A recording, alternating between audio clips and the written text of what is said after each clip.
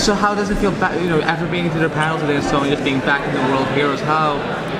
What's the feeling right now? How are your emotions? Basically? Oh, I think we're on a high. We're ecstatic, especially Hall H Comic Con. This is where we started, right? We were unknowns. 10 years ago, we put up a pilot here in a smaller room, and through word of mouth and the passion of the fans, we've grown to something that's global, and we're back here, and just be able to come back home. I think that's something that we're very just so over the moon about and just proud of. So I think that's the biggest thing. Can you talk about your character, the difference from before to today? Yes.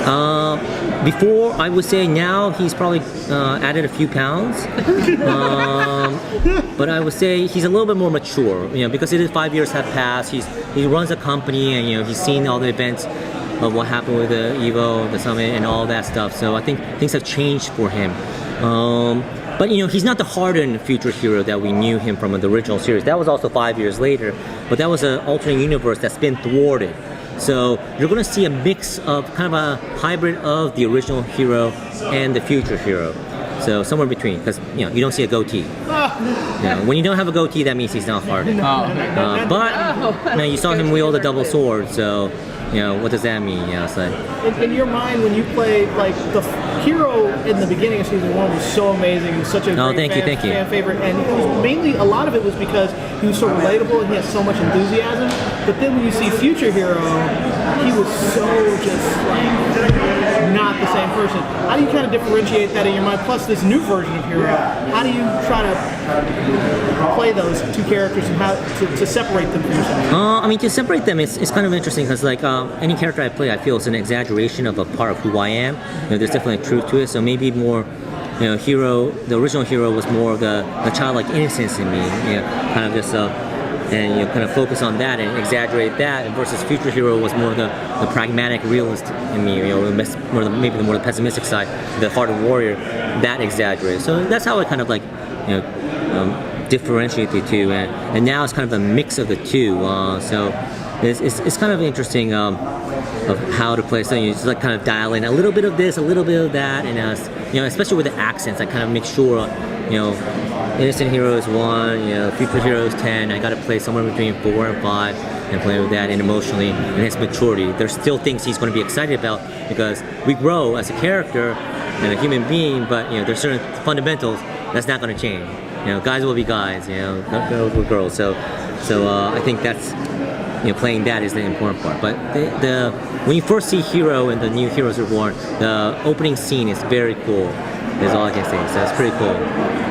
So what has he been doing for the last 5 years? He's been running a company. Yeah. What kind of company? Yamagato Industries.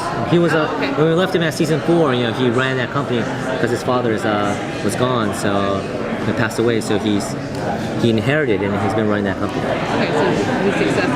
Yes. Although I have to say, if you look at the office, there's a scene in the office, and it looks more like a Chinese restaurant, though.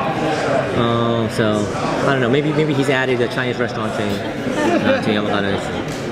One of the things I loved throughout all the 4 seasons was the relation between Hiro and Ando. Yeah. Now, should fans of that relationship be terrified for the fact that Ando has not been mentioned once in the new death? I don't know. I really don't know because Ando hasn't been back, and I've already finished shooting all my scenes, so I have no idea what's happening. Scary. I don't know.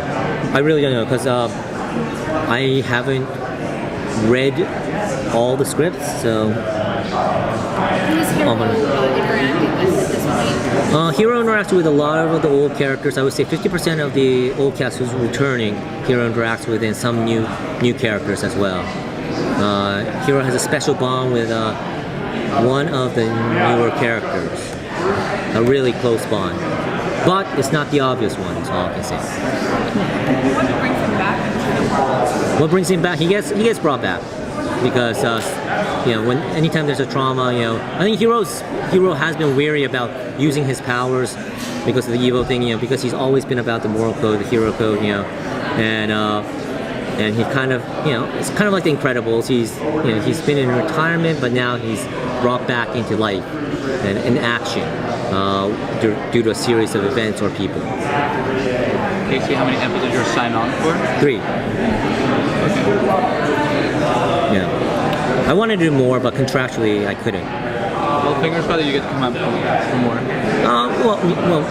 It's all contractual thing. I'm on a wonderful show called Hawaii Five-0 right now, and CBS owns me in terms of the contract, so I can't get out easily. But thanks to their generosity, CBS's and NBC's generosity, they allow me to do 3 episodes. So, and at the end of the day, for me, it's about not Hiro's arc. Hiro had a great arc and a journey in the original series. For me, it's about passing the torch to the new generation and the new fans. We want the people to find their new fans, new favorites as well. So, Hiro for me is it's my way of giving back to the fans, saying thank you. Let me help finish the story. Thanks to Tim, thanks to everybody who was involved, and kind of like open pathways for the new generation. Say, hey, you guys, these are all these great other characters. We hope you fall in love with them. Thank you for loving Hiro. He'll still be around somewhere. He's not going to die, but he'll be there. Shepherding the new heroes. Be there in spirit. We got to change, right? No, he's just, I loved him so much. I loved him too, but I think if you continued him as he was and had no growth, he would just get maybe a little bit ingratiating because he was so immature and that he needed to grow as a character and he wasn't able to grow. So I think it was nice to be able to see him grow a little bit. At the same time, I loved his humor. So that hasn't been lost completely in this iteration of Hiro. So but we find a nice sentiment where he's a little bit more, a little more grown up. So no yatta. There's a yatta in there, but it's not going to be the the yatta that we know him as. Well, I will take anything. Basically. But I mean, you saw it on I don't know if you saw the clip. We saw the clip before. Oh, the final clip that we showed the Comic-Con folks, he does the yatta at the end. So.